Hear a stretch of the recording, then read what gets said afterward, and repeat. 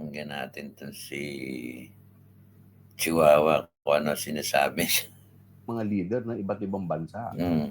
Kaya nga po napaka-importante rin, no, na siya po ay ma-try dito sa impeachment. Uy. Dahil ito pong impeachment, ito po ay test of fitness. Test of fitness. Ano yan? Tangan loloko mo kami. Eh di, paano mo na lang, psychiatric test mo na lang. Di ba nagpa-psychiatric test na nga si Sara Duterte? Paano naging test of fitness yan? Yung impeachment is a political process. Niluloko-loko mo naman kami. Eh kung test of fitness pala ang sinasabi mo, bakit hindi nyo hikayatin si Bongbong Marcos na hair follicle test? 'Di ba? Sinasabi mo, baka mamaya pakinggan natin na ng ating mga leader. So could you imagine sa 2028?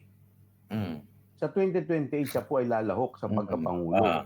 Hindi po ba napakahalaga na malinis niya ang kanyang pangalan?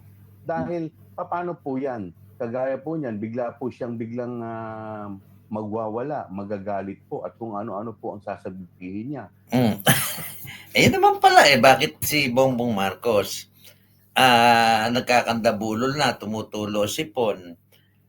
Bakit hindi nyo inuobligang hair follicle test? Naghain kayo kunyari ng impeachment, hindi nyo naman itinuloy.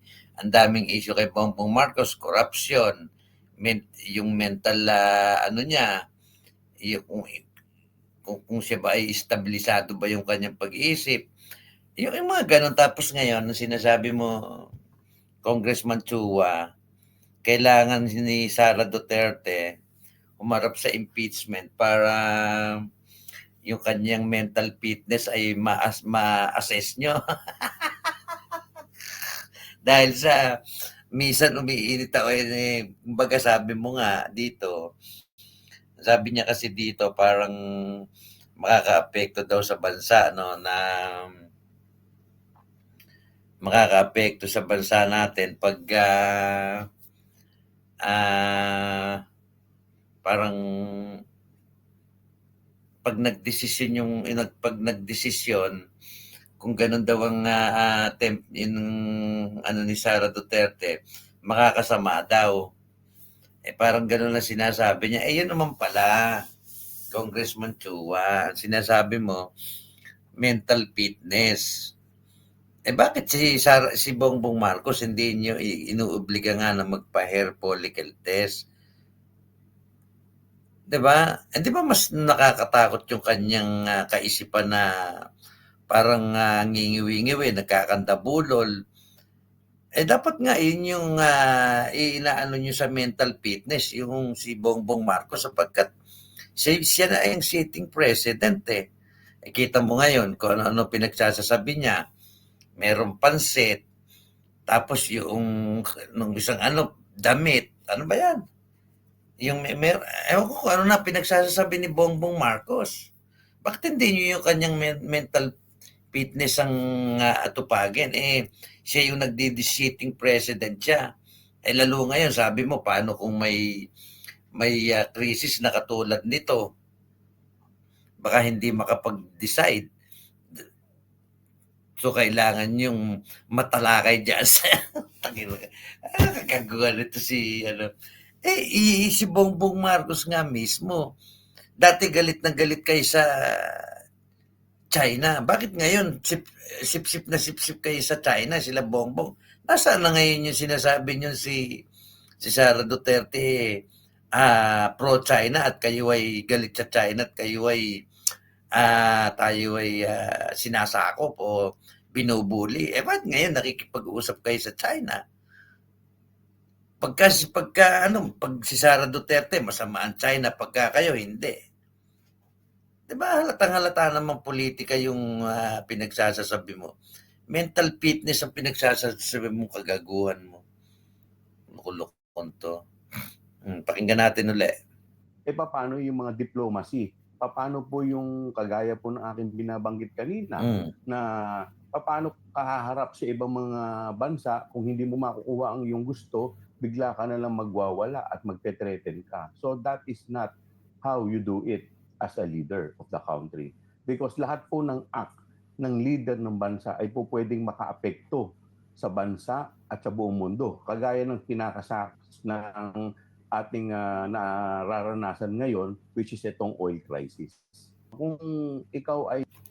bakit nga hindi, unang-una, hindi naman siya ang presidente.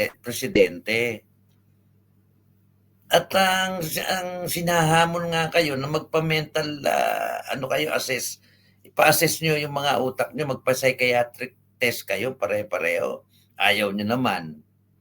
Tapos ngayon, pag gusto mo pang pagbintangan dahil doon sa sinabi ni Sara Duterte, parang pinalalabas mo, may problema ang kaisipan ni Sara Duterte.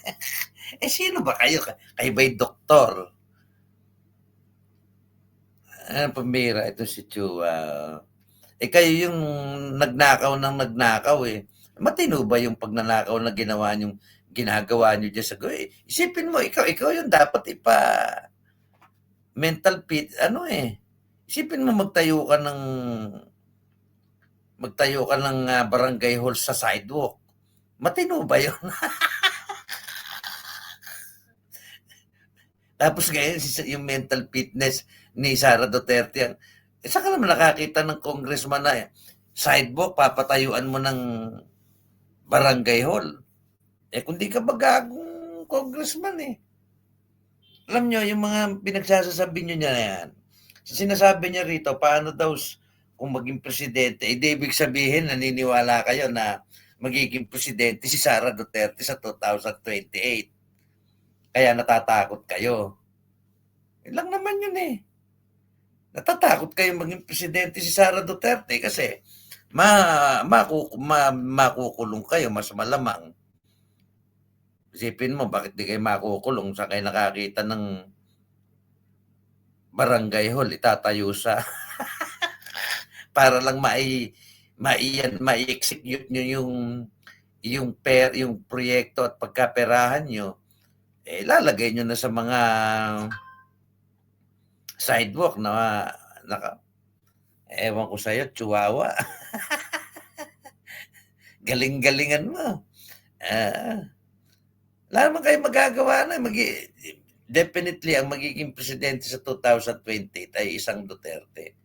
Wala kayong magagawa, believe me. Wala kayong magagawa. Destiny na yan at hindi naman papayag na yung Pilipino na kayo pa ang mamamayani sa 2000. Maski na ikaw, mawawala ka na sa 2028.